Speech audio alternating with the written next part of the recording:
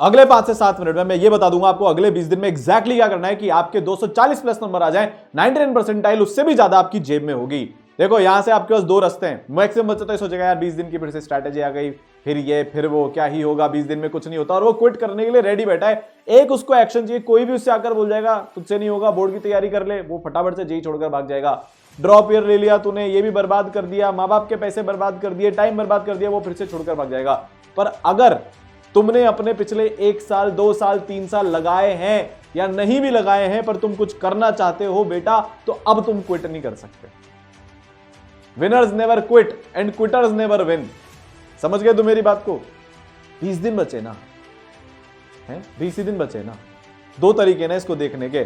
20 दिन बचे हैं, हर दिन बेच देता हूं, हर दिन आर पार खेलता हूं, हर दिन जुनून की हदों को पार करता हूं और मचाता हूं। दूसरा, नहीं यार सर्दी बहुत है, बहुत सारा सिलेबस बाकी है, टेस्ट भी नहीं दिया, पीवाईक्यूज भी नहीं किए, 99 रीजन होते हैं, हमेशा 99 एक्सक्यूजेज होते हैं। बनाता रहे बेटा, कुछ नहीं होगा। पर मुझे पता है तुम में से इस बार एक भी जना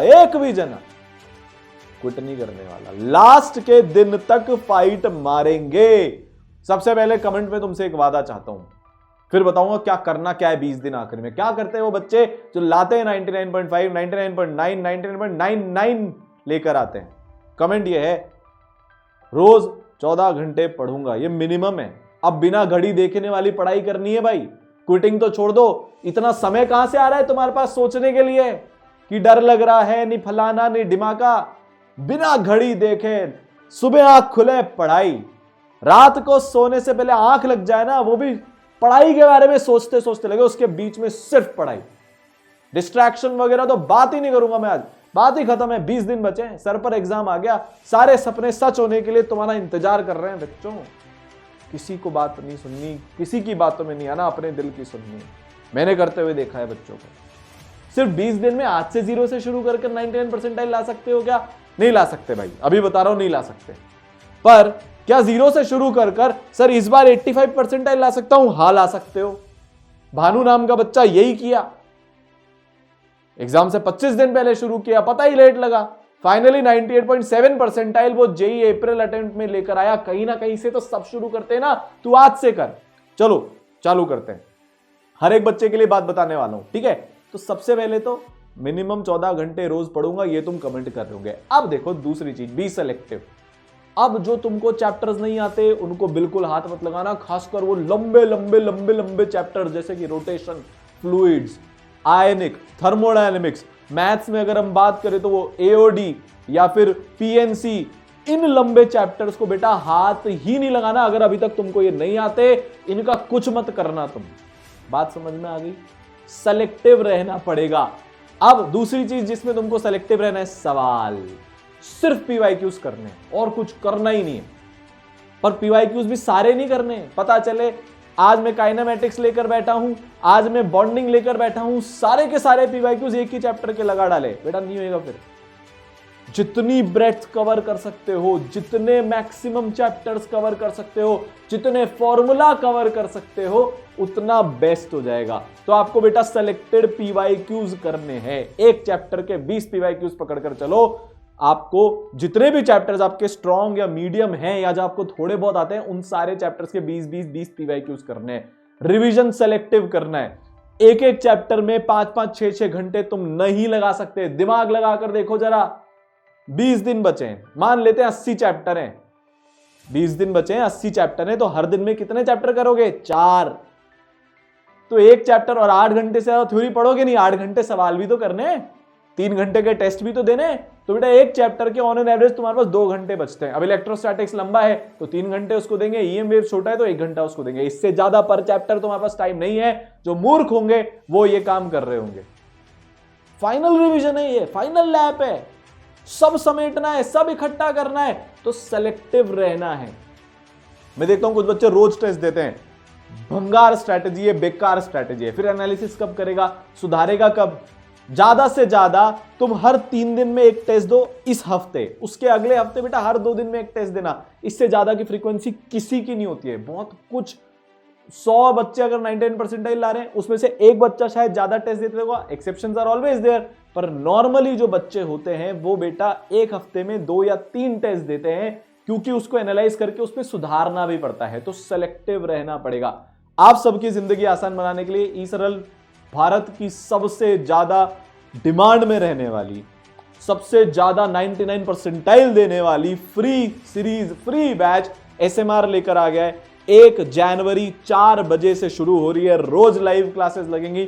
2000 सेलेक्टेड पीवाईक्यूज आपको उसमें दे रहे हैं, आपके टेस्ट लिए जाएंगे हर संडे को, शॉर्ट नोट्स आपको दे रहे हैं। ये सब आपको डिस्क्रिप्शन में लिंक है, कमेंट में लिंक है, वहां से जाकर मिल जाएगा, फटाफट कर लो। और वो एकदम फ्री है, यूट्यूब पर लाइव चलेगी। टेस्ट, पीवाईक्यूज और शॉर्ट नोट्स ये आपको ई-सरल के ऐप पर मिलेंगे। तीसरी चीज, बॉडी क्लॉक। यार देखो, अगर अभी तक तुम वो वाले बच्चे थे जो रात को 5-6 बजे तक, मतलब सुबह 5-6 बजे तक जागकर पढ़ रहे थे, कोई दिक्कत नहीं है, सबकी अपनी क्लॉक होती है। बट बेटा प्रॉब्लम यह है कि अगर आपकी शिफ्ट 9 से 12 की आ गई तो आपकी बॉडी को झटका लग जाएगा। एक सीनियर है मेरे, अमरूज बिरानी, 12th क्लास में वो यही गलती करी उन्होंने। एग्जाम में जाकर एसिडिटी हो गई, पेट खराब, बिल्कुल मन नहीं लगा एग्जाम में, तो पूरी कैलकुलेशन मिस्टेक हो गई, सिलेक्शन भी नहीं हुआ। ड्रॉप ईयर में बॉडी क्लॉक सुधारी, AIR 3, तुम्हारे से भी बोल रहा हूं। अब अपनी बॉडी क्लॉक को सुबह 7 बजे उठने तक लेकर आओ, हर दिन 9 से 12, और जो भी एग्जाम का टाइम आएगा 3 से 6 आएगा, 2:30 से 5:30 आएगा, जो भी आएगा 3 से 6 आएगा, उस दोनों टाइम में 9 से 12 और 3 से 6 आपको चिपक कर स्टडी टेबल पर बैठना है, चेयर पर, टेबल पर बैठना है। उस टाइम कुछ नहीं खाना, कोशिश करके उस टाइम पानी पीना भी अवॉइड करना है। एग्जैक्ट जो एग्जाम में सिनेरियो होगा 25-26 दिन बाद, वो आज हमको घर पर क्रिएट करना है, तभी जाकर परफॉर्मेंस आती है। हर टॉपर करता है, तुम भी करोगे। फाइनली चीज, आइसोलेट हो जाओ। देखो क्या होता है, तुमने किसी दोस्त को फोन लगाया, अरे पता है इस बार है ना भयंकर कंपटीशन है, पता है इस बार है ना एनटीए ने पिछली बार गड़बड़ करी थी, बहुत सारे रिफॉर्म्स हो रहे हैं, पेपर टफ आएगा। अरे उसके ससुर जी बैठे हैं क्या एनटीए में, हैं काका जी बैठे हैं, चाचा जी बैठे हैं, उसके जो उसको बताने आ रहे हैं, किसी से बात नहीं करनी। आइसोलेशन, तुम्हें जितना आता है उतना निकाल कर बाहर लाना है बेटा। कोई रिश्तेदार से बात नहीं करनी, किसी पार्टी में नहीं जाना। इसलिए नहीं कि हमारा टाइम वेस्ट होएगा, नहीं, लोगों से बात ही नहीं करनी, हमको कोई सलाह उनकी चाहिए ही नहीं बेटा। सिर्फ अपने पर फोकस करेंगे, जितना अपने को आता है उतना दमखम से एग्जाम में परफॉर्म कर कर आएंगे। ये 20 दिन या तो तुम 99 पार, 98 पार पहुंच जाओगे, या फिर एटलीस्ट ट्रेजेक्ट्री तो बनाते हैं। एक ग्राफ होता है ना, ग्राफ होता है ना वो e⁻x का, यहां से शुरू होता है, ऐसे जाता है। अगर कुछ बच्चे देखो यहां पर बैठे हुए हैं जिन्होंने बहुत अच्छी प्रिपरेशन करी है, तो ऑब्वियसली अब उनका ग्राफ ऊपर ही ऊपर जाने वाला है। मान लो तुम यहां पर बैठे हो, मान लो तुम यहां पर बैठे हो, अगर बेटा कभी शुरू ही नहीं करेगा, इस 20 दिन में भी शुरू नहीं करेगा, तो यहीं बैठा रहेगा। शुरू तो कर, इस इन्फ्लेक्शन पॉइंट के पास तो पहुंच इस 20 दिन में, फिर अप्रैल में और पास पहुंचकर अपना ग्राफ शूटअप कराएंगे, नहीं तो ड्रॉप ईयर में कराएंगे। भाई कभी ना कभी तो करना पड़ेगा, शुरुआत आज से करते हैं।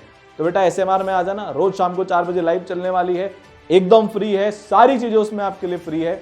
आज यही बताने आया था, मुझे आप पर पूरा विश्वास है, कोई और करे नहीं करे, तुम्हें खुद पर नहीं होगा ना तो भी मुझे है। मैंने बच्चे देखे हैं, दीपक, अंतरा, अपूर्व, विप्लव, सुधांशु और भानु, और इतने सारे मैंने बच्चे देखे हैं बेटा जिन्होंने बहुत कम टाइम में बहुत तगड़ा जंप मारा है। आप भी कर सकते हो, ठीक है। ऑल दी बेस्ट, मचाते हैं, अपनी जिंदगी की बेस्ट पढ़ाई करते हैं, क्योंकि तुम्हें करनी ही है, इसके अलावा और कोई ऑप्शन नहीं है।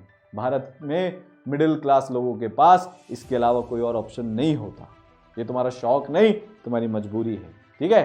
All the best.